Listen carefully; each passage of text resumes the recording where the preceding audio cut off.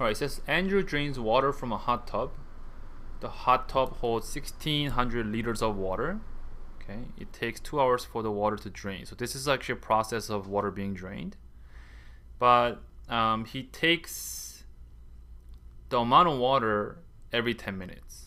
Do you see that? Like 10 minutes pass, he measures it. 10 minutes pass, he measures it. Right? But really, really there will be a value in between, right? So you can sort of imagine this will follow some kind of curve that looks like this. But in real life, if you have to measure anything, you can't measure infinitely in infinite intervals.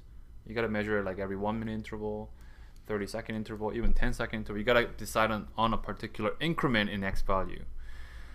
Okay. So what is the rate of change, right? What is the rate of change? What's the average rate of change from here to here, let's say? So between 0 to 10. Well, how do you evaluate that? You take these value here. All right, so the average, okay, if I should say there's average rate of change, add one more column here,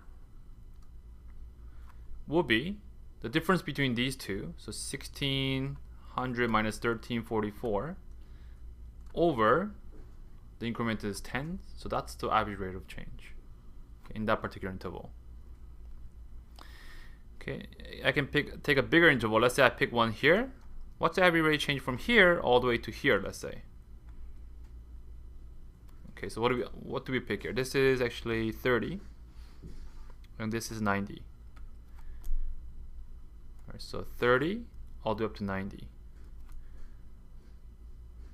Okay, so what we do is we take these two values. Delta y will be 800.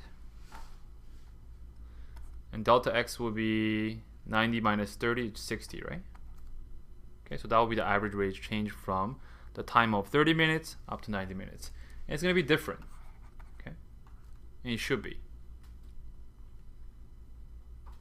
Do you understand what I mean by finding the average rate of change?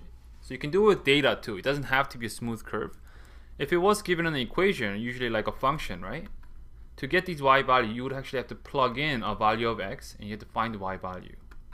Okay. If you're given data, you just use the data directly, which is easier. Any questions in terms of how to find the rate of change with given data? Okay.